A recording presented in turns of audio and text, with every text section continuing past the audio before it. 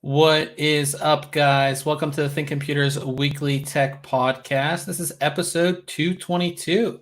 This episode is brought to you by Amazon. If you go to thinkcomputers.org/Amazon and happen to purchase something, that gives us a little kickback and, of course, keeps the podcast ongoing. With me is Ryan. What's up, Ryan? Just trying to stay dry. It's been a rainy last couple days, so just kind of gloomy, rainy, but I like the rain, so can't complain too much. Today was very beautiful, but the past 2 weeks has been very cold. Like it snowed here the other day, which is you posted that picture. I was like, what? Yeah, it snowed. I don't know what that's about. I just want it to be summer, or at least like, where you can like, be outside without like a jacket on. It'd be nice. Like today it was like that, but then it's supposed to rain the next 3 days. It's just like you can't win. So yeah. But getting in this podcast. Yeah, we got a lot. Probably some of the bigger stories we've had in a while. Actually, this week, a lot of interesting leaks this week. Also, we have a full lineup of reviews.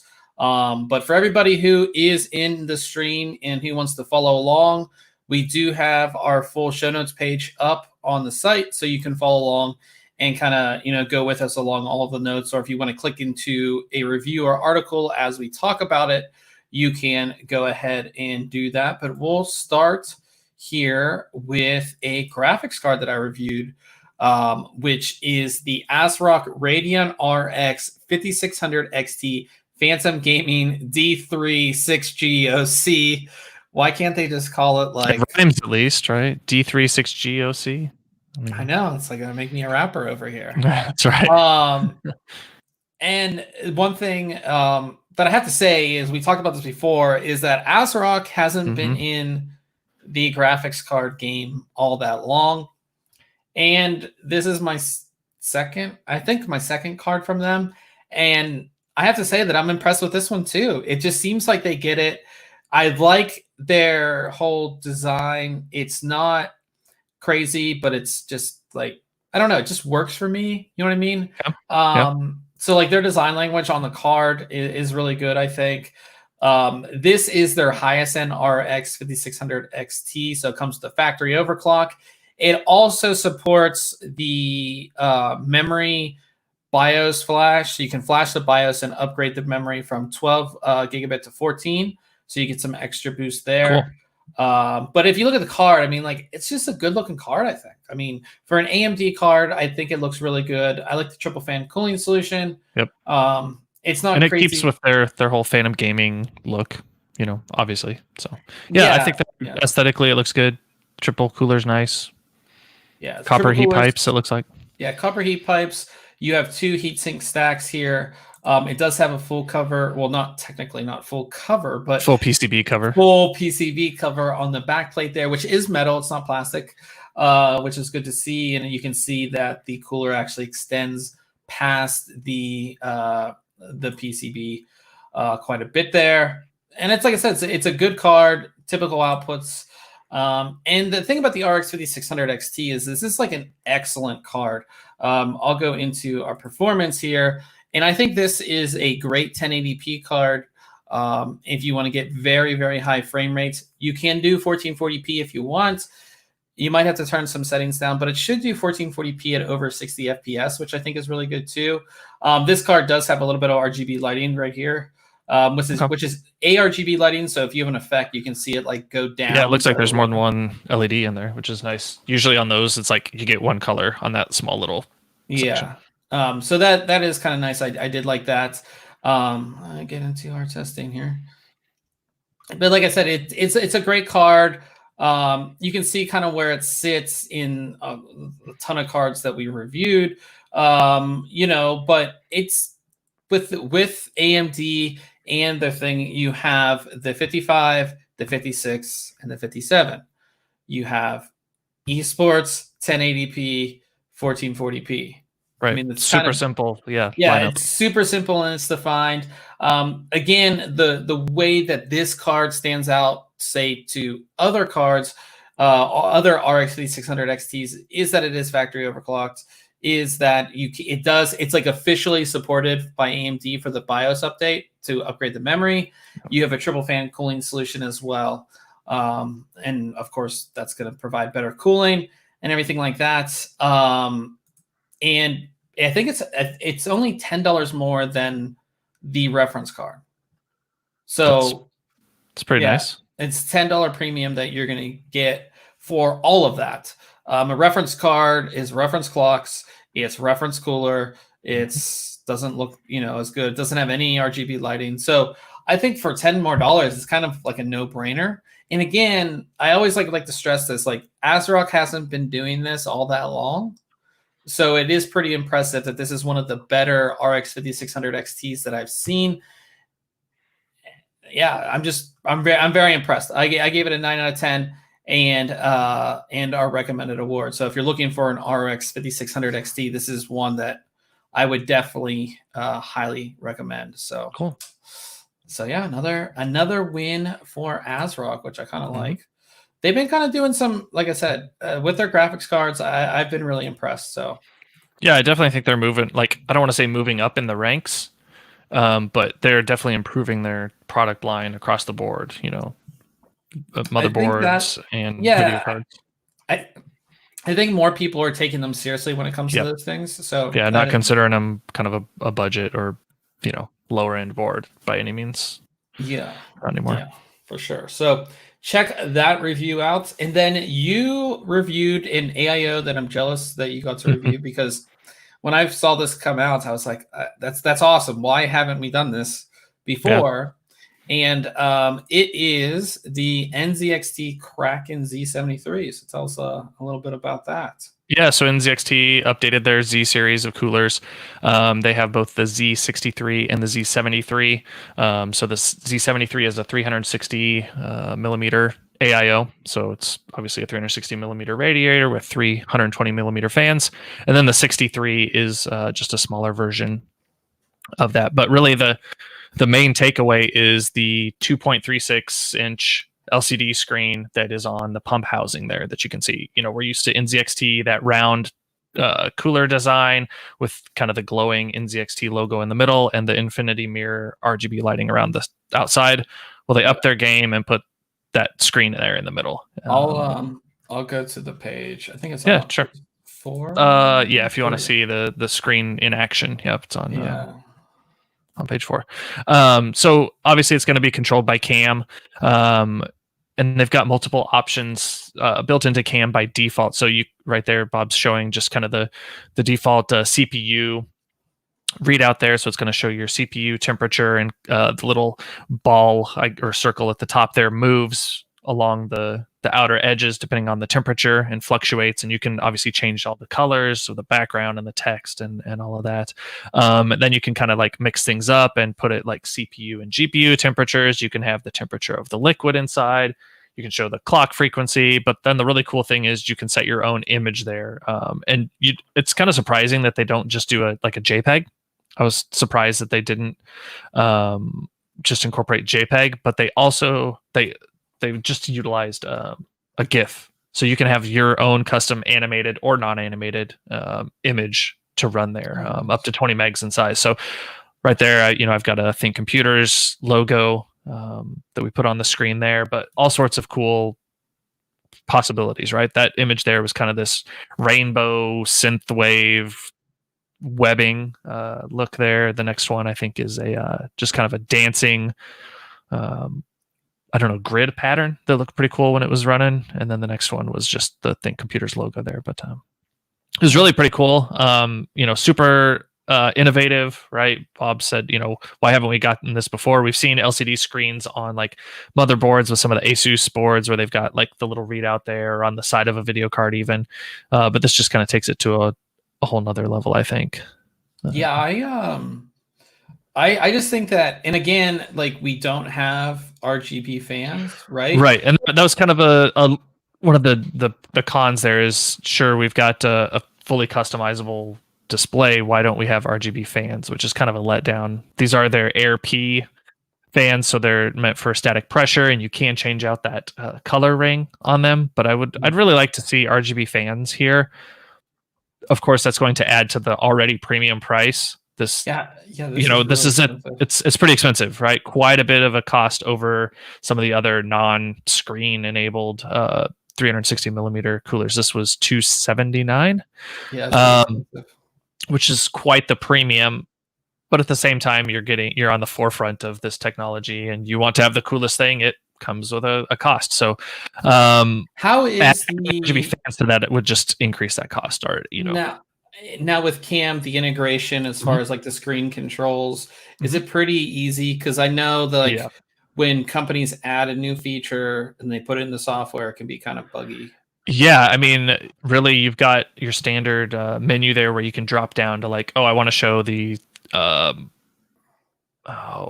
just a rainbow color or rainbow wave, or when you select the animated image, it's just a drop down. You choose the file to upload there. You can upload the GIF. It shows the previous ones that you've listed, so you can just click over to one of those and load that one up instead.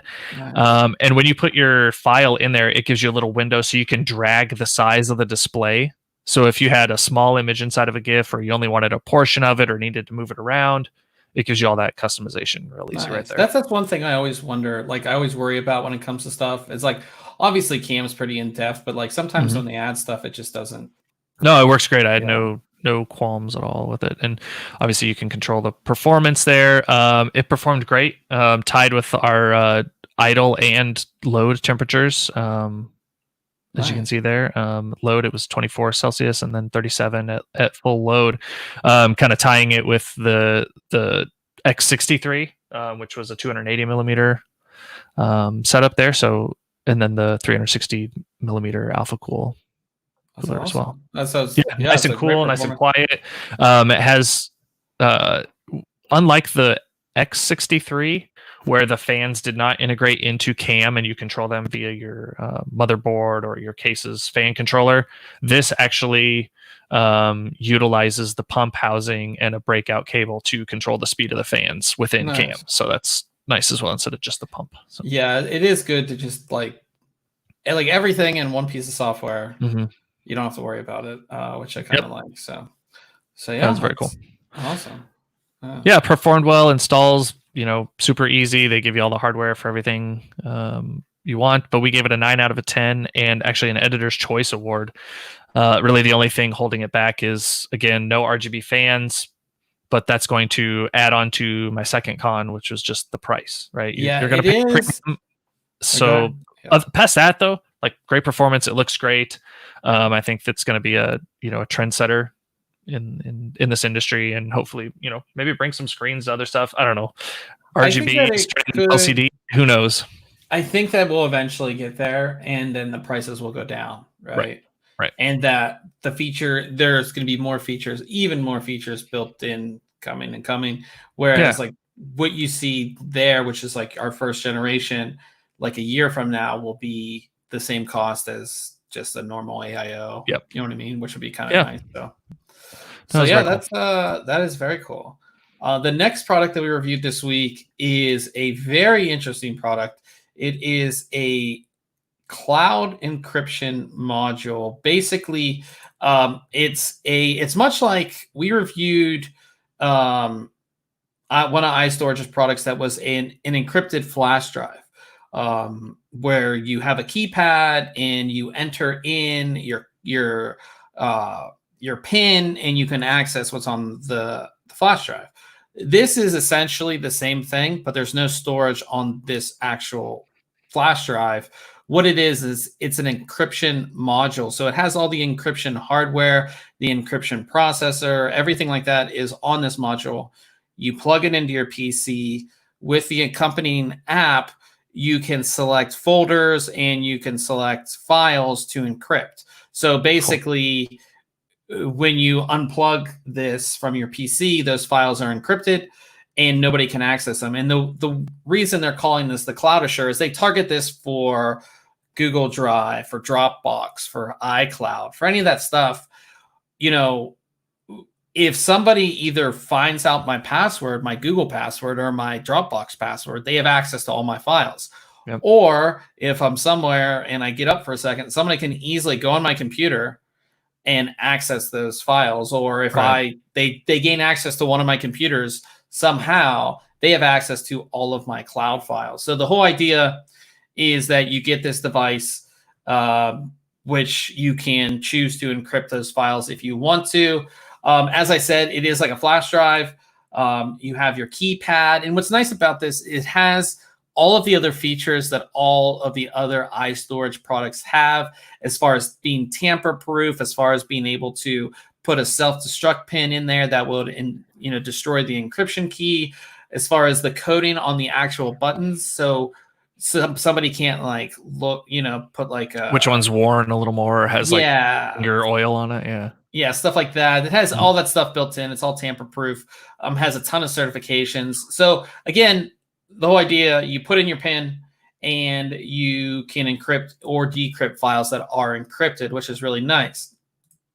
And the way it works is you install an app, you register, you sign in, and you just pick folders that you want to encrypt. And then anytime you drag something into that folder, it will ask you, bring up this prompt that says, would you like to encrypt it? And when you encrypt it, it shows up, as an encrypted file. And then it brings up sort of like this virtual drive where you can go ahead and you can see the files when you have the USB drive in there. It's incredibly easy to use. It's not very hard to use at all. The directions, as far as when you get it, it has a default PIN, to access it, but they make you change it. So that whole process is very easy to do. And that's kind of what you get, kind of bare bones. So the product itself, just the drive, is $129. That gives you encryption across as many files as you want. There's, it's not like a flash drive where it's just that storage. Any storage you can do this with, as long as you, of course, carry that drive with you. Yeah. And then what you can do is there's a thing called a key writer. So say you and I are working on a cloud project. We're collaborating on something, and we need our files encrypted, obviously, and you're accessing and I'm accessing it, but we only have one of these cloudAshurs. What I can do is I can purchase a second cloudAshur, use the key writer app to essentially clone it to the new cloudAshur, so we both have the same encryption keys and everything like that. Cool. So that is $9.95 per device you want to clone. You know what I mean? Seems like a good deal. So that would be, if we bought six cloudAshurs at $129, and then 5 of the key writer. 5 key writer keys or whatever to do it, it would be around $800. Which, if you're looking at security, you and I talked about it, it's not all that expensive. Yeah, I mean, if you're like a small business or something, and this fits for you to keep your files secure, everybody can access them, $800 is like nothing.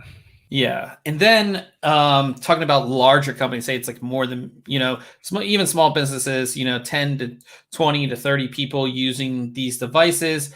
There's the remote management software, which is really cool. They gave us a copy of this to try out.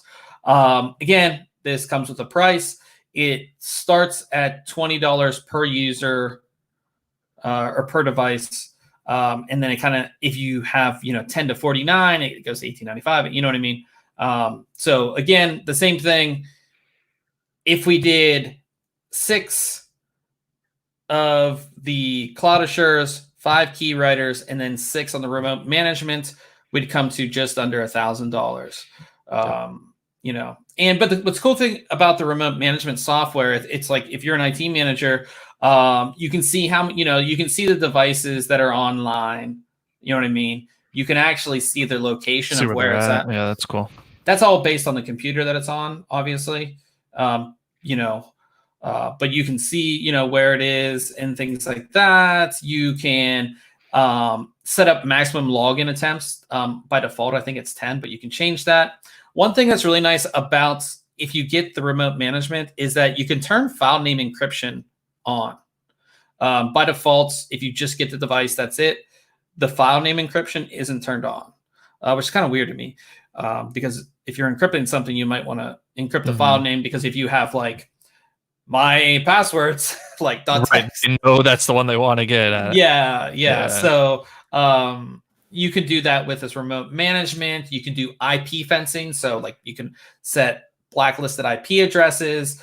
You can blacklist certain file extensions or certain applications, which is nice. And you can set like allowed times. Like, you know, you can only use this encryption device from this time to this time, or locations, like, and you can set an address and set a radius.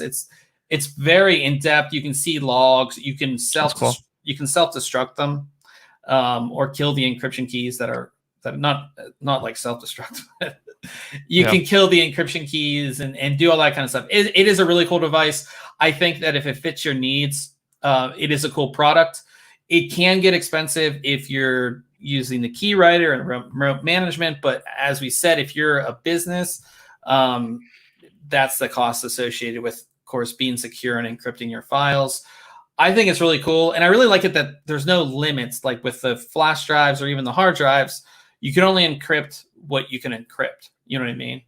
Yep. After that, you're out of this is as many files as you want to encrypt, or or anything. Right, like that. As much space. Yep. Yeah. So I give it a 9 out of 10. The only other thing that I found was weird is when you first set up your folders, your encrypted folders, it doesn't encrypt the files that are already in it. So if you're a business that already has cloud storage set up and people have thousands of files, there's no easy way to encrypt them. They don't have a process that can. Yeah, it's not in the software. Kind of copying them back out there. Or, yeah, so basically, that's the process. So that's the only thing that I found really wrong with it. But I think it's a really cool product. It's really different. So if that's your thing, I think it's really cool. I don't know about you, but just a cool way to, I think it's cool. So definitely check that out. And we have been getting some Z490 motherboards in. There's actually one sitting. Wait, there's one sitting right there. That's not the one that I did I did a technical preview. So basically, we're allowed to tell you about the boards, about what they offer, just can't tell you performance. So I did a technical preview on the ASRock Z490 PG Velocita, which is a new branding name from them. It's in the Phantom Gaming line. It's the flagship of the Phantom Gaming line, and it's a very interesting motherboard. So I made a whole video on it going over all the features if you guys want to check that out. We also have a full gallery of all of the pictures of the board. It's a pretty nice looking board. And it has some pretty insane cooling on the VRM. So these are two fans here. And then you actually have fans in the where did I put them? Oh, there's pictures in here somewhere that I have of the other fans. But there's fans. There's a fan in here. Okay, so there is. I meant to ask you that if there was a fan there or just on the top ones. So yeah, so there's two fans here and then a third here. This fan is sitting horizontal where the other ones are sitting vertical. Okay. So, but yeah, that's all in the video. So definitely go ahead and check that out. And I also did a second video this week. I've been making some videos. So I did a video on the NZXT H1. We already did the review on it. And I had to do a video just because I felt that this case just did everything right. If you want to build a super small mini ITX build, like if you want to build a super small ITX system, this is a case that I would say you could do it in. I would say a beginner could do it. NZXT has just done everything right in that respect. So check out the video. We already talked about it in length. I think was that last week? It was last week. Yep. Yeah, last week. But I wanted to make a video just to show you, and I go through my entire build on this too. If you want to see me building in it, how easy it is, definitely check out the video. 'Cause it's like I said, I really like that case. It's like I have like this big case here, but like that thing, I did some shots of it just sitting on this desk, and it is like it takes up no space at all. Yeah, it's that's a pretty good looking case. Yeah, it's definitely a really good looking case. Talking about something that's really good looking, this week for Case Mod Friday, we have a test bench build that is absolutely bonkers. This is done by Killer Mods, and it looks very much like the test bench that I have behind me, which is the Praxis Wet Bench. Mm-hmm. But this is custom built with reservoirs on the sides. Like, what? Yeah, this thing's awesome. Like, again, I'll go back to, I usually don't like the custom build stuff. This, I fully like admit this thing's amazing looking. I love it.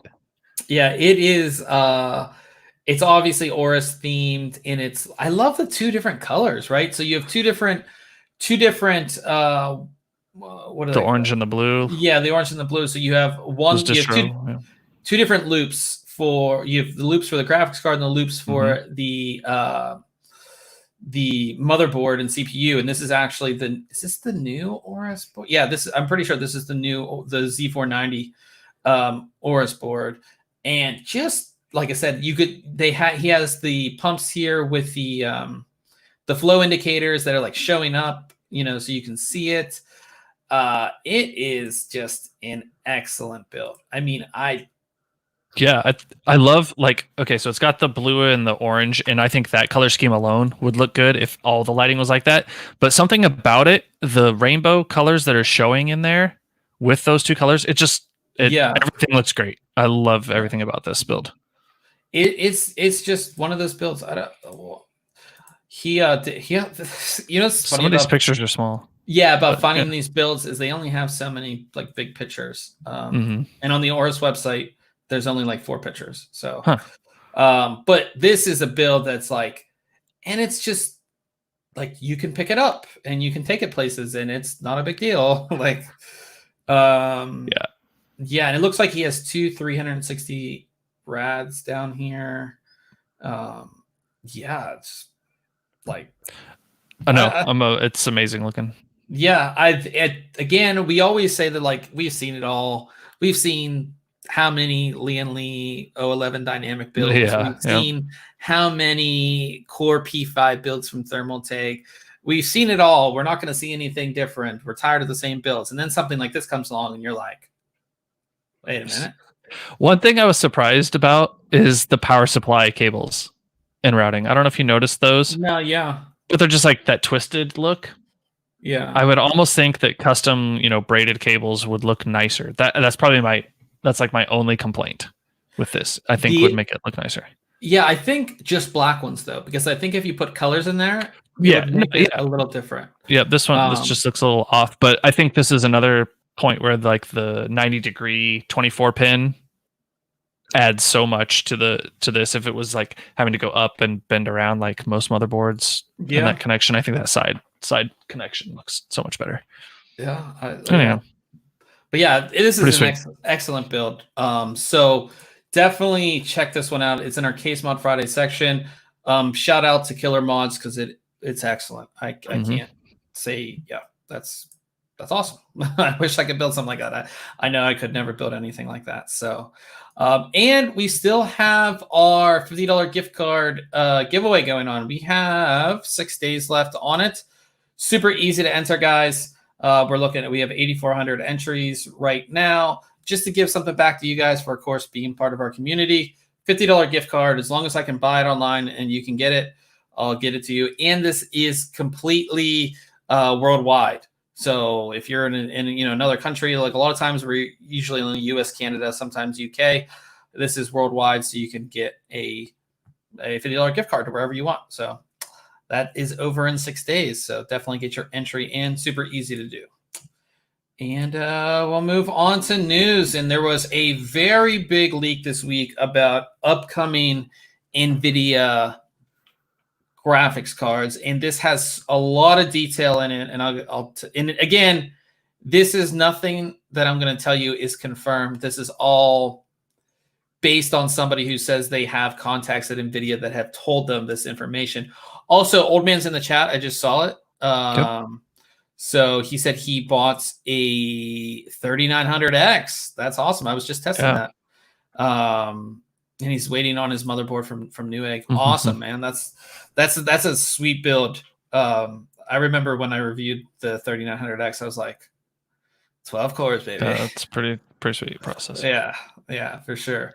So this NVIDIA leak is about the RTX 3080 Ti, the different GPUs or silicon that's going to be used, some other information and upcoming NVIDIA stuff as well. And this all comes from the YouTube channel Moore's Law is Dead. In our article, which is in the show notes, we link to his video if you want to watch this at length. But we'll go into stuff. So the first thing that he points out is that the RTX 2030 Ti, that sounds so weird to say. It's going to be very similar. So the Founders Edition is going to be very similar to the 20 series, but instead of 2 fans, you're going to get a 3-fan design, which is kind of interesting because I think, at least I thought NVIDIA went with a 2-fan design for better cooling. But yeah, and so I'm guessing these cards are going to be a little longer because I mean they're decent sized fans on the Founders Edition card, and they're spaced out a little bit, but yeah. Okay. 2 8-pin power connectors was kind of, for a TI card, that's kind of what you expect. Same ports that you'd get typically on cards now: 3 DisplayPort, 1 HDMI, 1 USB-C for virtual link. But the interface is PCI Express 4.0. So these new cards will be PCI Express 4.0. And let me see what else we got in here. So now when it comes to the silicon, so you have at the top end, which would be like the TI card, would be the GA102. That will, of course, succeed the TU102, which the 2080 Ti is currently based on. Then there's going to be a GA104 silicon, which will replace the current TU104. The TU104 powers the 2080 through the 2060. Of course, as you go down, those are cut down, or different versions, obviously. But now there's going to be a GA103, which will sit in between the two, which is weird, right? Yeah. Because not typical. Yeah, but again, we've talked about this at length, where NVIDIA has so many SKUs, and every $20, this could be that. Yeah. We don't know. But in any case, you're going to have a GA103. GA102, which will be the TI card, is said to have 5,376 CUDA cores. Those are Ampere CUDA cores, which will have a 10% higher IPC than current Turing cards. Silicon is going to be based on 7 nanometer, which makes sense. More than likely made by TSMC. Clock speeds will go up to 2.2 gigahertz. In the smaller chips in the range, will even go beyond 2.5 gigahertz. GA102, with that, would have a F32 compute performance in excess of 21 teraflops, and the card will use 18 gigabit GDDR6 memory. If it uses a 384-bit interface, that means you'll have 863 gigabytes of memory bandwidth. That's 40% higher than the RTX 2080 Ti. So they say that the prototype card is getting 40% higher performance than the RTX 2080 Ti at 4K resolution, and poorly optimized games in 50% better performance in fully optimized games. Okay. That's nice. That sounds awesome. Yeah, that's great. So you're also going to get more streaming multiprocessors, which will basically double the Q to core and the Q to core to RT core ratio. So ray tracing performance is going to be better. Like we said before, like when you talked about the RTX 2060, it was kind of pointless to do ray tracing because it took such a performance hit. Maybe that range card now has more RT cores, so you can get better ray tracing performance, or it's just worth turning on. You're also going to get tensor core counts increased too, which would be kind of nice. NVIDIA could introduce DLSS 3.0, which will, of course, for better performance by basically just turning it on in games that support it. We've tested this. DLSS works great if the game supports it and gives you extra performance. They're also going to introduce a hybrid memory technology, which is very similar to AMD HBCC. It's going to be called NV Cache. This will spread your video memory across not only just your video memory, but the system memory and flash-based storage to help out with things as well.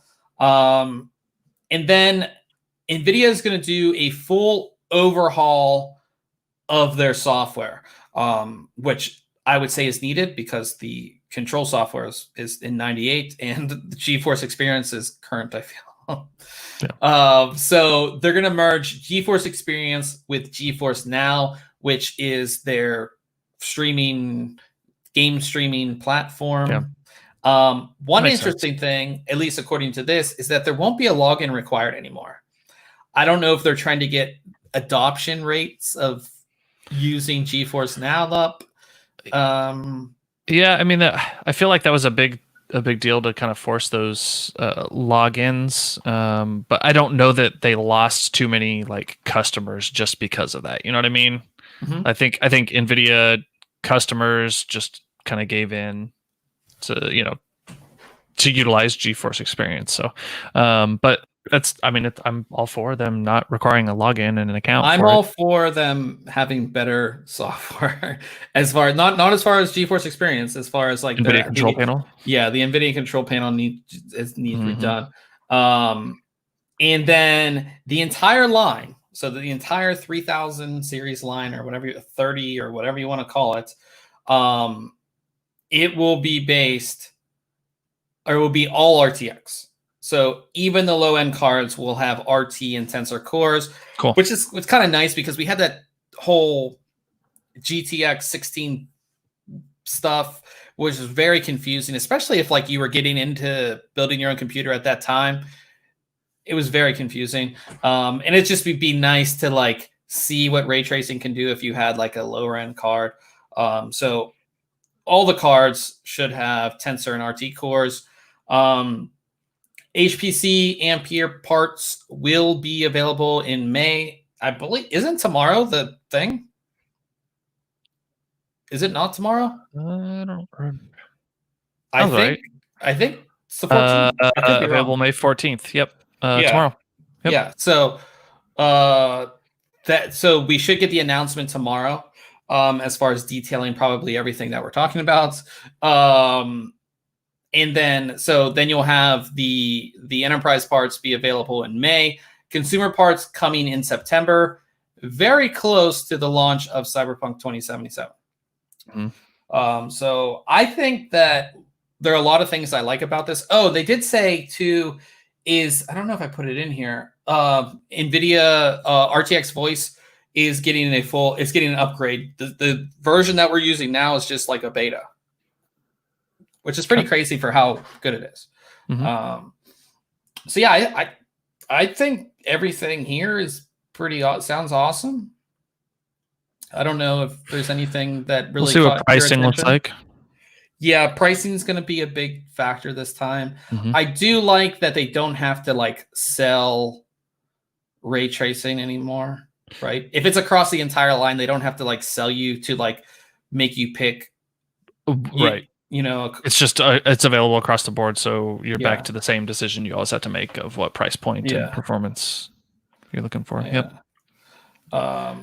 An old man said is NVIDIA's cards emphasizing ray tracing with their new hardware design. As I said, they're going to increase the RT cores and tensor cores. That's what does your real-time ray tracing across the board.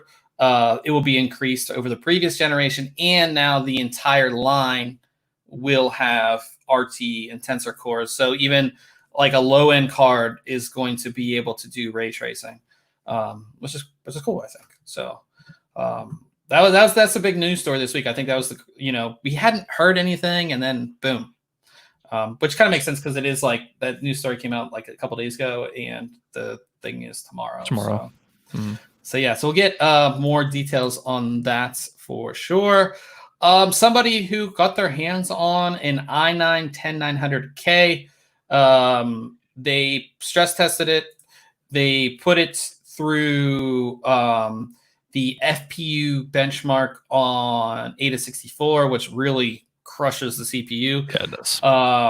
And they hit 93 degrees Celsius, which I'm not surprised at, just because, again, Intel has been just throwing cores in the same, and basically throwing balls in the same bin. It's the same thing.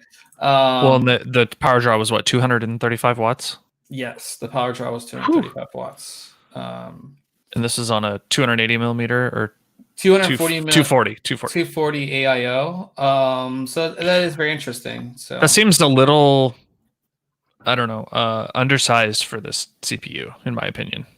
Maybe not. I mean, it all depends. But yeah, 10 core, 20 thread part.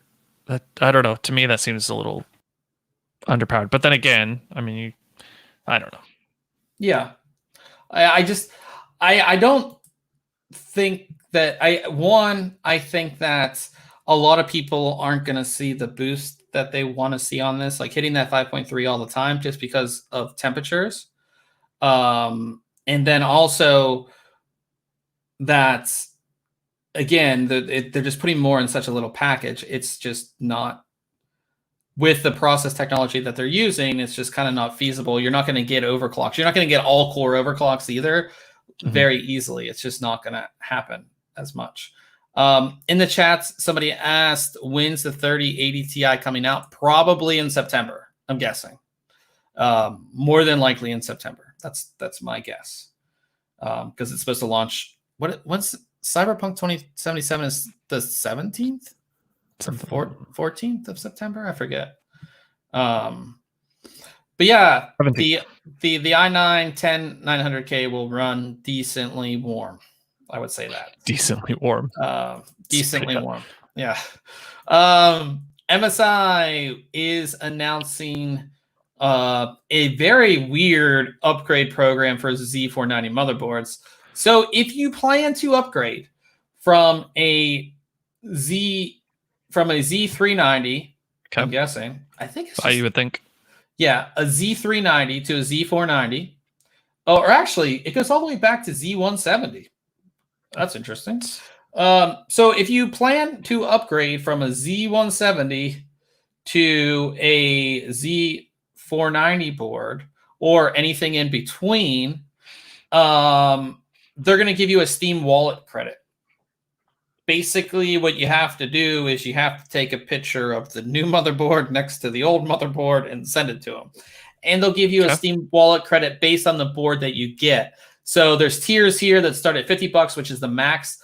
If you get the Meg Z490 Godlike or the Meg Z490 Ace, that will give you $50, and it goes down from there all the way to $10. The interesting thing is that, they have all their boards here that you can kind of do this trade-in program with, but then they're accepting Asus boards as well. What? Yeah, they're accepting a ton of Asus boards. It looks like only Z390 boards or Z370. Yeah. So they call it, I guess I need to look at the details of it, but they're saying it's a trade-in program, right? So are you having to send them? It says that you basically have to register your motherboard online and take a picture of the board's serial number and then upload another picture with your new board side by side with your old one. Yeah, I mean, their page says, and trade in selected old board. Yeah. So who knows? I don't know. In the chats, people are talking about the 3080 Ti. Somebody said that asked, is the 2080 Ti still okay to buy now for a new build? I think if you're buying now, yeah. I mean, waiting till the thing is are you going to build it now or are you going to build it in September? And the thing is like, I would wait till tomorrow to see if they say anything about it, but that's kind of our best guess right now. It's probably going to be for holiday. That kind of just makes sense for sales and things like that. So you're not going to see a new graphics card from NVIDIA probably till September. So if you want a new computer now, if you want one now, sure. Yeah, especially because you have, again, new Z490 parts coming out, new Intel parts coming out. I mean, I would just wait a couple weeks just to build if that's what you're thinking. But yeah, I think it's a great card to build now. I mean, if you're building now, you know what I mean? Yeah. So I think it's awesome. But yeah, this upgrade program is just weird. It's like I said, it's just, it's weird that they have Asus boards in there. I mean, I don't know. I mean, I guess it's kind of one of those things where you're like, hey, you see it sometimes with car dealers. They're like, trade in a Ford, and we'll give you a discount on the Chevy because you're, getting rid of the one and going to the other type of thing. Except in this, you're not getting rid of one. You just have to show proof of purchase and having the old one. But yeah, it's interesting. Yeah. So that's a lot. So that's if you're gonna be buying a Z490 board, check that out. Steam wallet code. I mean, it's $50 in Steam. So yeah. Also last week, AMD did detail the B550 chipset as far as what you're gonna get. One of the awesome things is that you are gonna get Gen 4 for PCIe as well. And storage. Basically, for graphics and storage, you're getting Gen 4, which is pretty awesome. For a lower end chipset, you're getting Gen 4. When again, the high end chipset and the high end chipset coming out from Intel doesn't even offer Gen 4 for storage or graphics. So yeah, that stinks. It's awesome. Oh yeah, I mean it's great for on the AMD side. Yeah. Now the one interesting thing that they did point out is that new processors will only be supported. So Zen 3 processors, so that would be like Ryzen 4000 series, is only going to be supported on X570 and B550 going forward.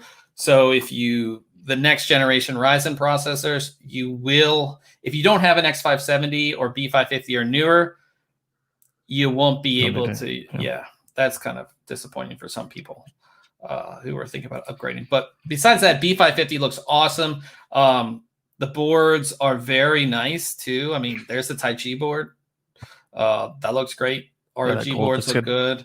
Even the BioStar board doesn't look bad for B550. Well, I mean, it doesn't compare to the other boards, obviously, but I mean, the boards do look really good for what they are. So B550 is going to be great. That kind of piggybacks onto our next story, which is a great $100 processor that you could team with a B550 motherboard. The Ryzen 3 3100, somebody got one and they've already overclocked it to 5.9 gigahertz. That's nuts. Under liquid nitrogen. Okay. V-core was 1.45 volts. Pretty awesome overclock. You know what I mean? Yeah. For $100 part. Does it show wattage there? So that's here. I mean, the volt. The standard TDP is 65. Yeah. I'm just wondering what it ran at. Yeah, I don't know. I don't think it's in this. Okay. Yeah. But in any case, that's just like shows you what you could do with just like a $100 part. Yeah, $100 part. On a MSI Mag X570 board. Okay. Yeah. So I think I think for so many people, it's going to be, I mean, like these Ryzen. The 3100 and the 3300X are insane. Like the 3300X plus a B550 plus a 2070 and some DDR4 and a Gen 4 and a Gen 4 NVMe drive. Boom. Like you're done. Like that's just the way it's going to be. Sorry guys, I'm not looking at the chat. I should probably look at the chat. It's good. Suleiman, what's the best? What's motherboard for Z390? Z390. Z390. So in the chat asked, what's the best board? Price no issue for Z390. I actually was a huge fan of the ASRock Z390 Phantom Gaming X. That was released well after Z390 came out. ROG I like boards some of the Aorus. The Aorus boards are really nice. They're high end. Yeah, I think you're really not going to go wrong with any of like the flagship boards that are out there. They're just awesome. I mean, there's not a whole lot of issues with any of them that I've seen. So yeah. But in any case, what else we have up for news? Computex. So we talked about it. It was initially canceled or pushed back because of coronavirus, which completely makes sense. And the new date is in September? Yes. Right. And it looks like most companies are kind of pulling out of that just for probably safety of their employees, and probably because they know not a whole lot of people are actually going to attend the show, even if it's still going to go on, which it's very doubtful. So multiple motherboard and VGA vendors have already pulled out. The list, the big companies that have pulled out already or said they're not going to be there is Gigabyte, MSI, TUL, which is the parent of Power Color. They're TUL in Asian market and their Power Color in the US market. Chain Tech and ECS. They've all pulled out or just said, they're not showing up, which I don't blame them. Dude, Chain Tech is a name I haven't heard forever. But yeah. I mean, they're pulling out. I understand. It looked like Asus, though, was still going to present, at least for now. Yeah. I don't know. I just don't see this being a thing, but it could be. I don't know. I mean, how many months off is that? May, June, July, August? That's 4 months from now. I wouldn't be comfortable traveling overseas in 4 months. No. I don't know about you. No. I mean, I think if you were already over there or you live there or you're from that region, you kind of have a feel for how like things are in that local environment, or even a couple countries away, right? But yeah, traveling from one to the other, I don't know. And who knows, there may be restrictions at that point or what that looks like. So yeah. Well, like I said, I just think they should just this year, all the events this year, figure out a way to do it online and then come back strong next year, right? Because I think even if you put it online, you're going to make some money or something rather than spending the money to still rent the place out and all that stuff. Yeah. But our last little piece of news, there's actually two because I forgot to post about the other one. But first, we have another remaster, a remake of an iconic video game. This is more of a console game. We talked about this last week, didn't we? We were talking about console. No. Oh. Well, yeah, but this is a different game. This was just announced. So I don't know if you were ever a fan of Tony Hawk's Pro Skater. Yeah, that we talked about this last week in the just talking about old consoles and the games we played, and I mentioned Tony Hawk Pro Skater 1 and 2. Oh well, and then this came out. They announced that Tony Hawk Pro Skater 1 and 2 is going to be remastered and will come out September 4th on all the major consoles and of course PC through Epic. And yeah, they say it's going to be a complete remaster of all the old levels and everything like that, but they're going to actually add in new things and they're going to add in new tricks that have been created since then. Yeah. I mean, there's all sorts of combos and just stuff that wasn't around on those first couple games that they can add back in. So I watched a trailer for it or the announcement video and the soundtrack and the music starts playing and you're like, oh, and then they show the list of bands and music that's going to be on there. I got really excited. Yeah. Now, what did you play this on PlayStation? Yeah, PlayStation 1. Yeah. Yeah, same. I mean, like I can look over here and I can see like the disc so boxes. will you get this then? And will you get it on a console or will you get it on I was just thinking about that it's going to be on PC. I don't know. We have those controllers. I'll either get it on. I know. Yeah, right in front of me is this controller. I'll either get it on for Xbox One or for PC. Yeah. So I mean that didn't tell you, but yeah, I don't know. I'm excited for it. This was like an iconic game that I played for hours. And the thing was, it was one of the first games where like you could just skate, like it was like skate forever. It was like GTA 5. It was like Grand Theft Auto, where you could just kind of like run around and do whatever you wanted, and you didn't have to do any missions or complete anything. Yep. You could just like kill time, and it was just an awesome game. So yeah, I mean and it's also a game that I feel like started the trend of video games being not like super for nerdy or underground. I agree. To me, right? Tony Hawk. Same thing with Gran Turismo. I feel like kind of started to bridge that gap between like video games only being for geeks and nerds to maybe a little more acceptance. I mean, that was a long time ago, right? 20 plus years. But I think it's one of those titles that has helped kind of start that trend. Yeah, for sure. Yeah. So also on top of that, we didn't do an article on it, but Halo 2 was officially announced as being in the Master Chief Collection. You can download it now.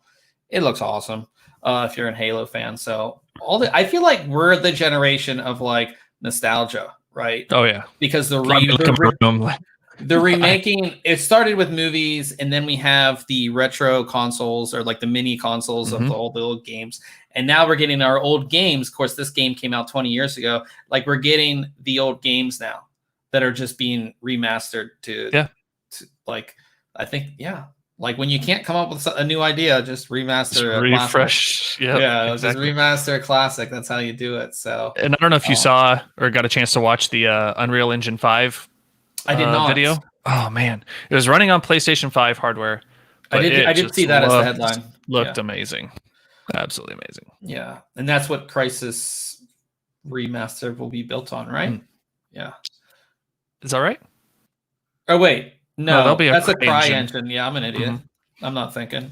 It's all right. But yeah, that's, like I said, a lot of I'm a fan of the remasters, especially when they like the Tony Hawk one makes sense. You know what I mean? Because I think after kind of like those games kind of fizzled out, there was what was that game called? Skate. I think it was called Skate. Yeah, Skate. I have that too. Which like never wasn't the same, right? No. And there hasn't really been a skateboarding game that's really caught a whole lot of traction, I don't think. So yeah, I had a Tony Hawk game for PlayStation 3 as well that I bought, but I couldn't get into it. And by then I was already like a full PC gamer, so I just didn't spend any time with it. But this will be cool. Yeah, for sure. So coming up next week, we have some stuff that I can't tell you about, but we do have a gaming mouse that we'll be checking out. It is the Mad Catz. Wait, why is it on the headset? Okay, I put it in the wrong way. That's just their homepage, yeah. Yeah. It's the Mad Catz Rat Pro S3. If you guys didn't know, Mad Catz was actually sold and bought by, I think, a company out of Korea. I forget who actually bought them because they were obviously going out of business. But I think Mad Catz mice are very iconic for a lot of people. And they're insanely customizable, which if you're a pro player, that's like ideal, I would say. So this is their Pro S3. It is it's a very good mouse. Like I said, it's very customizable. So we'll have that for you next week. I don't want to tell you too much about it. But it looks like they have their software redone, which was like a big issue with them towards the end, was like their software was never updated. So hopefully. I've never used a Mad Catz product. Man, missing out. Yeah. It's just the fact of how like every piece of the mouse is customizable. Moves and custom. Yeah. So which is kind of nice.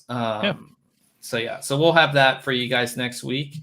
And we'll talk about if we did anything tech related this week. Have you done anything tech related? Saw anything tech related? No, I bought, and it should be here tomorrow, a Corsair Commander Pro.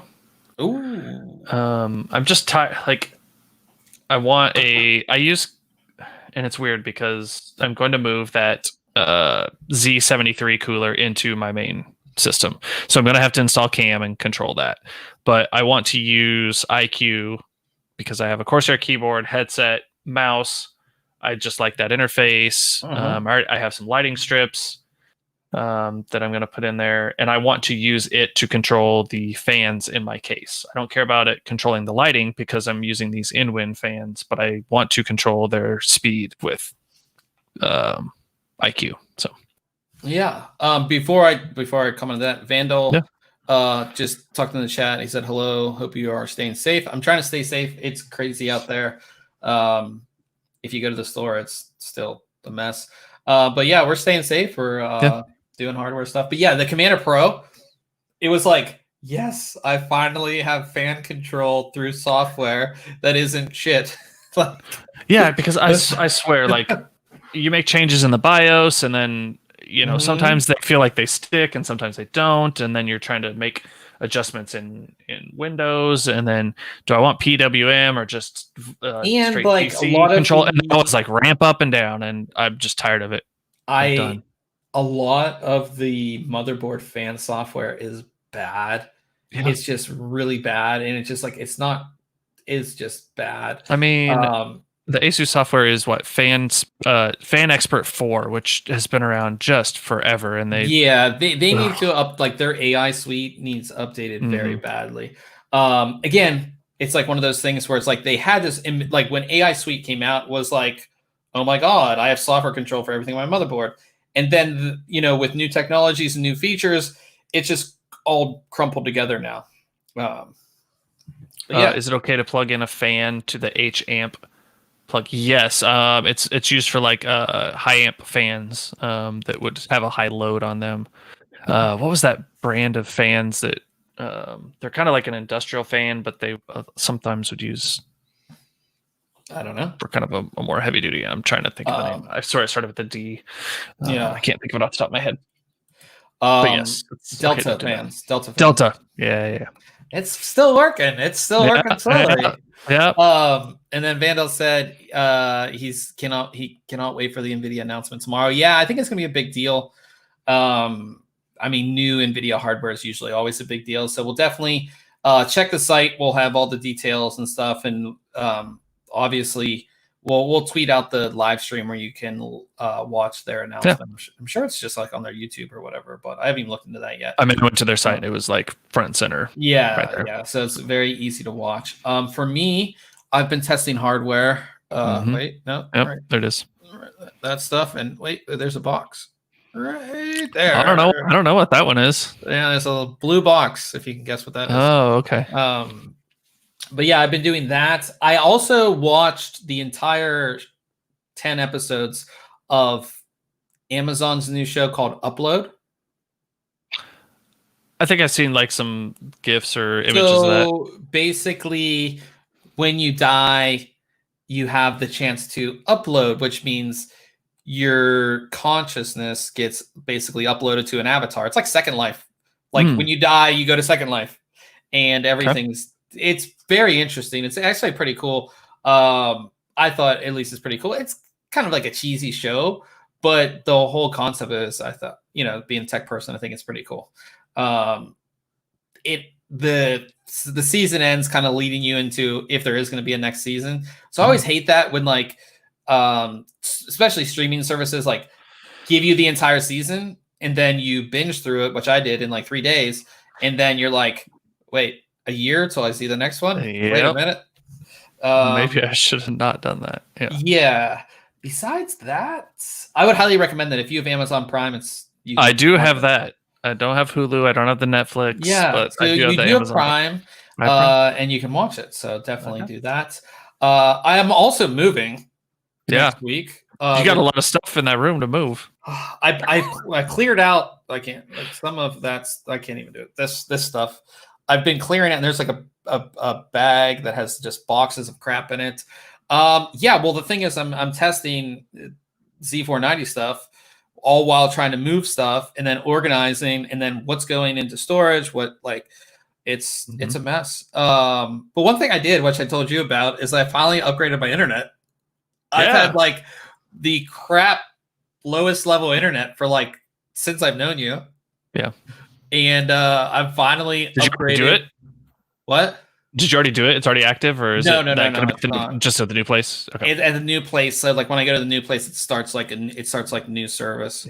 And I'm not going to rent a modem anymore. I bought one, which will save me money over time. Yeah. It's like it's $14 a month now to rent the modem.